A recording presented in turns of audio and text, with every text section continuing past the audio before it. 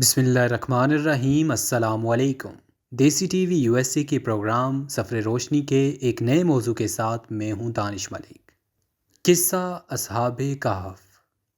آپ صلی اللہ علیہ وآلہ وسلم کے دور میں کچھ قریش مکہ ایک یہودی عالم کے پاس گئے اور اس سے کہا کہ حضور اکرم صلی اللہ علیہ وآلہ وسلم سے ایسا کیا سوال پوچھا جائے کہ ان کے نبی ہونے کی حقیقت واضح ہو جائے۔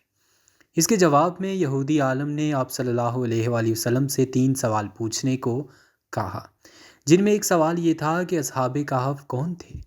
لہٰذا اللہ پاک نے اپنے پیارے محبوب صلی اللہ علیہ وآلہ وسلم کو اس کا جواب قرآن پاک کی سورۃ کہف کے اندر مکمل وضاحت کے ساتھ بیان فرمایا۔ واقعے کی تاریخی حیثیت۔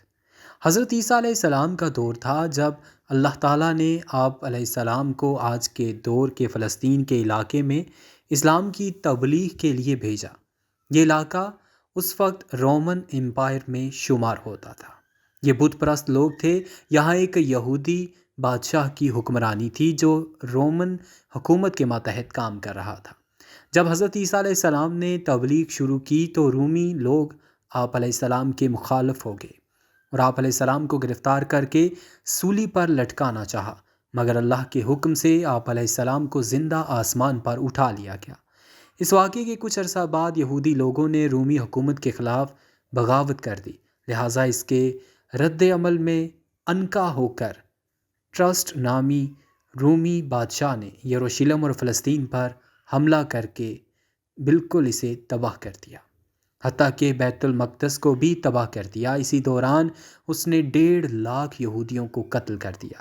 جو بچے کھچے یہودی یہاں رہ گئے تھے وہ جان بچا کر فلسطین سے نکل گئے، مگر جو حضرت عیسیٰ علیہ السلام کے ماننے والے اور ان کی تعلیمات کے پیروکار تھے صرف وہی فلسطین میں موجود رہ گئے، جو کہ رومی تھا اور بت پرست تھا۔ لہٰذا اس کی حکومت میں موجود عیسائی لوگوں پر اس نے ظلم و ستم کرنا شروع کر دیے۔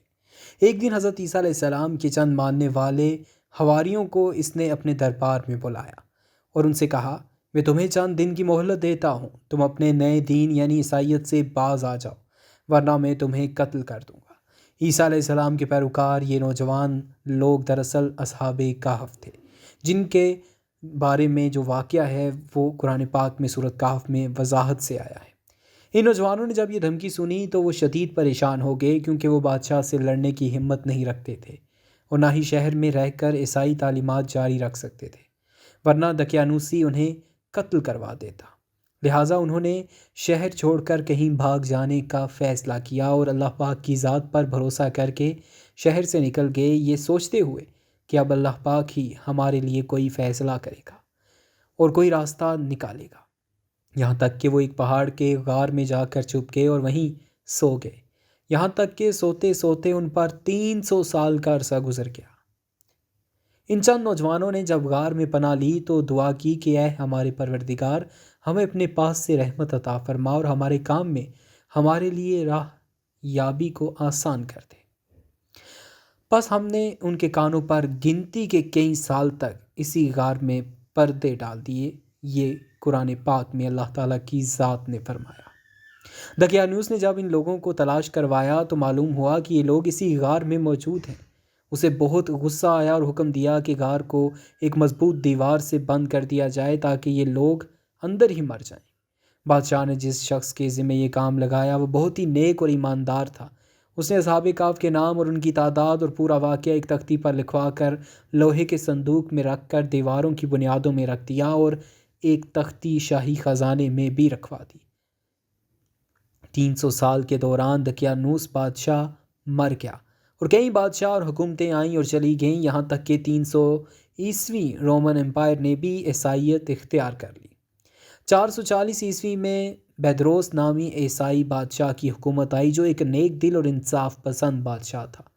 اس نے 68 سال تک حکومت کی۔ اس کے دور میں مذہبی فرقہ پسندی جب عروج پر پہنچ گئی اور لوگوں میں مرنے کے بعد دوبارہ زندہ کیے جانے اور قیامت کا یقین ختم ہوتا جا رہا تھا، تو یہ حال دیکھ کر بادشاہ بہت رنجیدہ ہوا اور اللہ سے دعا کی، اے اللہ کچھ ایسی نشانی ظاہر فرما کہ میری قوم کے لوگوں کا ایمان پھر سے تازہ ہو جائے، انہیں قیامت مرنے کے بعد دوبارہ زندہ کیے جانے اور ایک خدا کا یقین ہو جائے۔ اللہ تعالیٰ نے اس کی یہ دعا قبول فرمائی۔ لہٰذا ایک روز ایک چرواہا اپنی بکریوں کو ٹھہرانے کے لیے اس غار کے پاس پہنچا۔ یہ وہی غار تھی جس میں اصحاب کہف موجود تھے۔ اس چرواہے نے چند لوگوں کے ساتھ مل کر اس دیوار کو گرا دیا۔ دیوار کے گرتے ہی لوگوں پر ایسی ہیبت و خوف طاری ہوا، سب گھبرا کر وہاں سے بھاگ گئے۔ یوں اللہ تعالیٰ کے حکم سے اصحاب کہف اپنی نیند میں بیدار ہوئے اور ایک دوسرے سے سلام کلام کرنے لگے اور اپنے ایک ساتھ یملیخا کو بازار سے کھانا لانے بھیجا۔ یعنی ان کا جو ساتھی تھا اس کا نام یملیخا تھا، جس کو بھیجا گیا کہ تم کھانا لاؤ۔ جب یملیخا بازار پہنچے تو یہ دیکھ کر حیران رہ گئے کہ شہر میں ہر طرف اسلام کا چرچا ہے، یہاں تک کہ لوگ اعلانیہ حضرت عیسیٰ علیہ السلام کا کلمہ پڑھ رہے ہیں اور ان کی تعلیمات پر عمل بھی کر رہے ہیں۔ اس کشمکش میں یملیخا نے کھانے کے عوض اپنے زمانے کے سکے دکاندار کو دیے۔ دکاندار نے جب یہ سکے دیکھے تو شک ہوا کہ شاید اس شخص کو پرانا خزانہ مل گیا ہے، لہٰذا اس نے یملیخا کو سپاہیوں کے سپرد کر دیا۔ سپاہیوں نے یملیخا سے پوچھا، بتاؤ یہ خزانہ کہاں سے آیا؟ یملیخا نے کہا کہ ہمارے پاس کوئی خزانہ نہیں ہے، یہ ہمارا ہی پیسہ ہے۔ سپاہیوں نے کہا کہ ہم کیسے مان لیں، کیونکہ یہ سکے 300 سال پرانے ہیں۔ یملیخا نے کہا پہلے مجھے بتاؤ کہ دقیانوس بادشاہ کا کیا حال ہے۔ سپاہیوں نے جواب دیا آج اس کا نام کا کوئی ذکر نہیں کرتا، کیونکہ وہ تو بادشاہ ہی نہیں ہے اب، مگر سینکڑوں سال پہلے اس کا نام تھا۔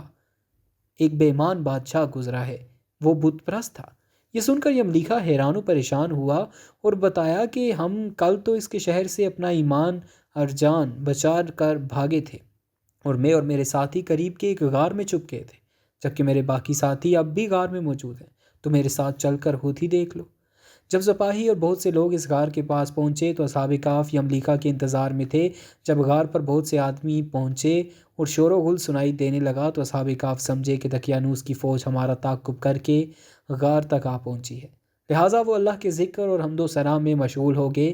سپاہیوں نے غار پر پہنچ کر تانبے کا وہ صندوق برآمد کر لیا اور اس کے اندر سے تختی کو نکال کر پڑھا تو وہاں اصحاب کہف کے نام اور یہ لکھا ہوا تھا کہ یہ مومنوں کی ایک جماعت ہے جو اپنے دین کی حفاظت کے لیے دقیانوس بادشاہ کے خوف سے اس غار میں پناہ گزین ہوئے تھے۔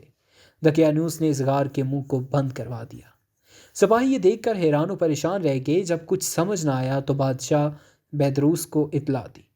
بادشاہ نے جب یہ خبر سنی تو فوراً اپنے امراء اور علماء کے ہمراہ پہنچ گئے۔ اصحاب کہف نے غار سے نکل کر تمام واقعہ بادشاہ سے بیان کیا۔ بیدروس نے سجدہ گزار ہو کر اللہ تعالیٰ کا شکر ادا کیا کہ اے اللہ میری دعا قبول ہوئی، اور آپ نے ایسی نشانی ظاہر فرمائی کہ انسان موت کے بعد زندہ ہونے کا یقین ضرور کرے گا۔ اس کے بعد اصحاب کہف نے بادشاہ کو دعا دی اور سلام کرنے کے بعد دوبارہ اسی غار میں واپس چلے گئے اور دوبارہ واپس جا کر سو گئے، اور اسی حالت میں اللہ تعالیٰ نے انہیں موت دے دی۔ بادشاہ نے اسی غار میں ان کی قبریں بنوائیں اور سالانہ ایک دن مقرر کر دیا جب لوگ اصحاب کہف کی قبروں کی زیارت کے لیے آیا کرتے تھے۔